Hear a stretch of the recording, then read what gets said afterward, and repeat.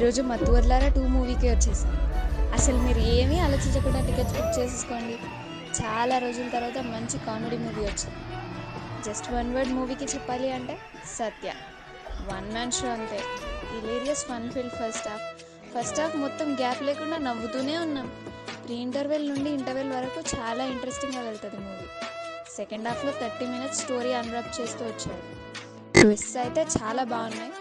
మనం అన్నీ లాజికల్గా థింక్ చేయకుండా చూడాలి. అప్పుడే మనకి కామెడీ హిలేరియస్గా అనిపిస్తుంది. హీరో సింహాని కూడా డామినేట్ చేస్తాడు సత్య.